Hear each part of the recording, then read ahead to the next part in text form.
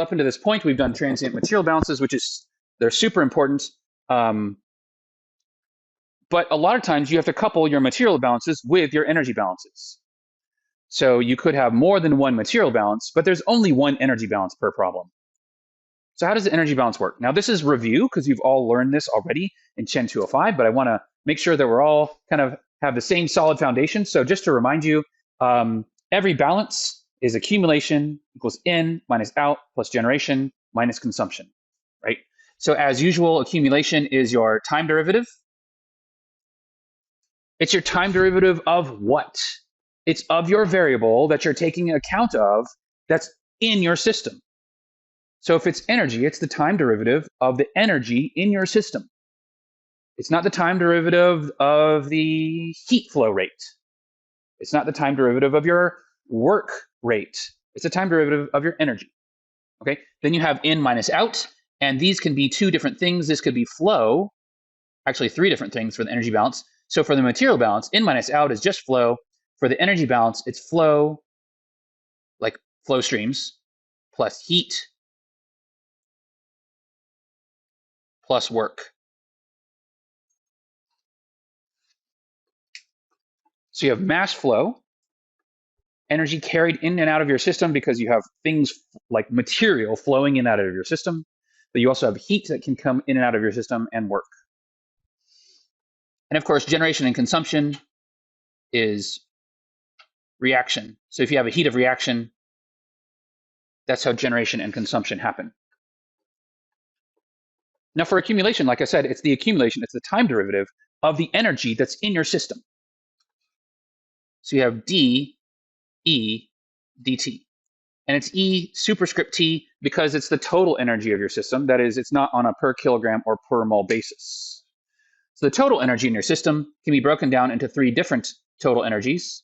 You have the potential energy in your system. You have the kinetic energy in your system. And you have your internal energy in your system. Sometimes you can think of it as like thermal energy. And usually as chemical engineers, the first two terms are negligible and we just ignore them. So we only really care about the internal energy. And just to point out what I said just with words earlier, this superscript T equals total that is not on a per kilogram or per mole basis. Now the in and the out, these are can be broken down into by material versus non-material. So in minus out for material is, at least in the book, Smith, Van Ness, Abbott, and Sweetheart, is described as the negative of the delta of the parentheses mass flow rate times enthalpy subscript flow streams, right? So this is the delta, the negative of the delta, of the flow of enthalpy of your flow streams. And the reason why it's negative of the delta is because delta by definition is always final minus initial, or in this case, out minus in. So if you want in minus out, it's the negative of the delta.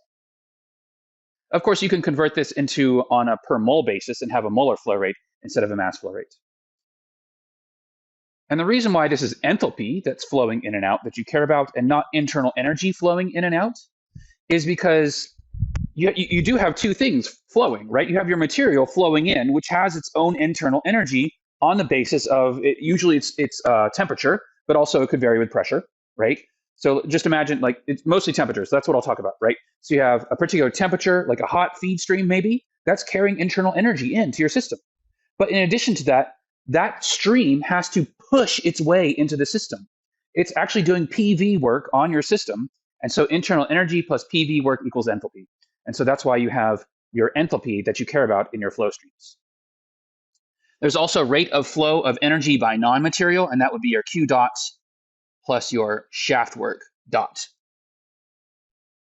Finally, you have net generation by reaction, and that's equal to the negative of the volume of your system times the sum of all reactions J of the reaction rate J times your delta H of reaction.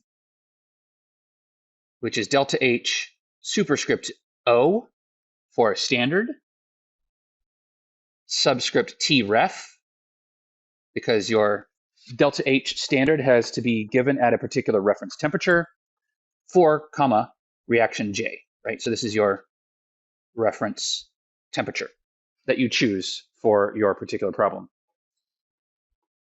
So those are all the different pieces of your energy balance, and when you put them all together, you have du total dt is equal to the negative of the delta of the mass flow rate times the enthalpy of your flow streams plus q dot plus shaft work dot minus this reaction term, which is V times the sum on all reactions J of the reaction rate J times the delta H of reaction of J, of reaction J. And of course, a lot of times we don't have reaction, so we ignore the last term. Sometimes we don't have heat, sometimes we don't have work, we ignore those terms, etc. So you have to understand how to approach your problem and understand which terms you can ignore and which terms you must keep in the equation. Now, one problem with this equation is that on the left-hand side, we have the time derivative of internal energy, and on the right-hand side, internal energy doesn't show up at all. So we have to be able to put both sides of the equation into the same independent variable, sorry, the same dependent variable, the same state variable.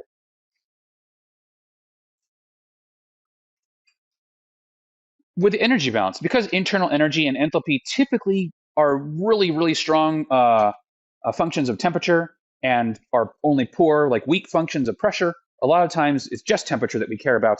We don't care about any pressure changes and how that changes the internal energy or the enthalpy. So what we want to do is we want to take our internal energy, U, and we want to convert that into a temperature. So U, I'm not doing U total here, it's U on a per mole or mass basis, is equal to the integral from your T ref up to your temperature of your system T of your heat capacity at constant volume CV as a function of temperature prime dt prime. So that's how you define U. So if we plug this integral into our time derivative,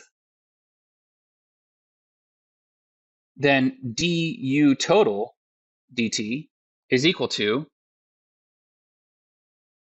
ddt of your mass times your integral from T ref up to system temperature T, CV as a function of temperature prime dt prime. Okay, so raise your hand here if you're super excited about taking the time derivative of an integral as a poll. Yeah. Okay. Well, we got a couple people. We got 3 people. One person says it's super easy, but we don't want to do that, right? We don't want to do that. This is a pain. So, so is it okay? So hold on. Is it easy? CV. So CV. Hold on. So CV is a function of temperature. It's a polynomial. If you take your time derivative of the polynomial, you're going to end up with a whole bunch of terms of t squared, t cubed, etc., which you can perform the chain rule on and get everything there. However, we're not super interested in that, and the reason why is because CV, especially for liquids, does not have a strong function of temperature. So for this class, we're just going to assume that Cp and Cv are equal to constant.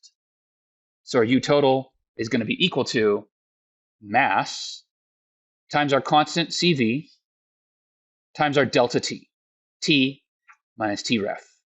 Okay, and also the mass, a lot of times we're just going to put the mass in terms of the density times the volume, just because that's a lot of times easier to measure.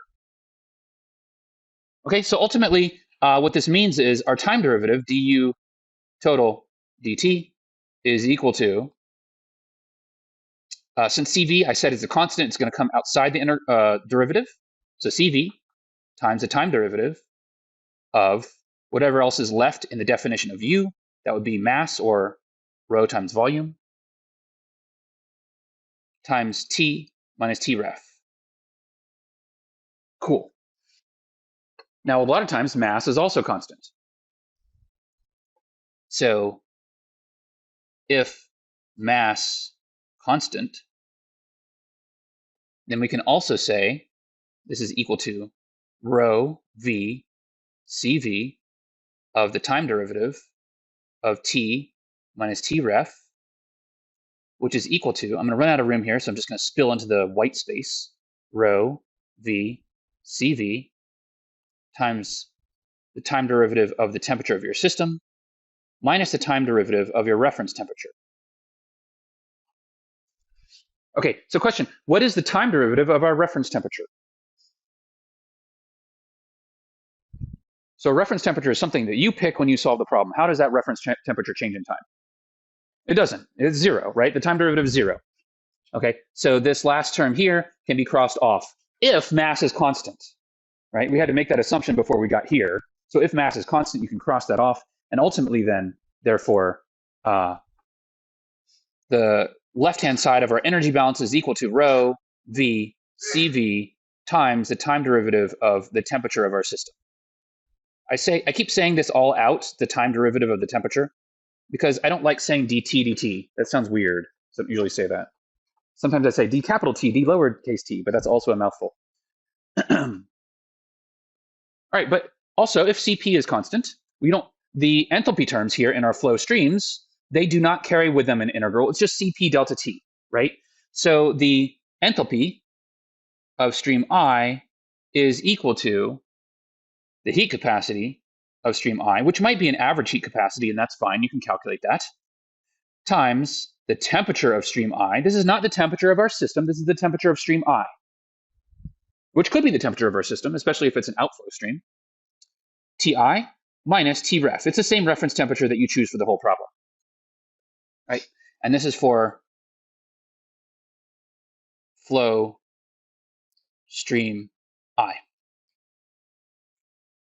Okay, so therefore, putting this all together with all these different changes to our variables, in this class, we typically will say rho v cv d temperature d time is equal to the negative of the delta of m dot cp t minus t ref of the flow streams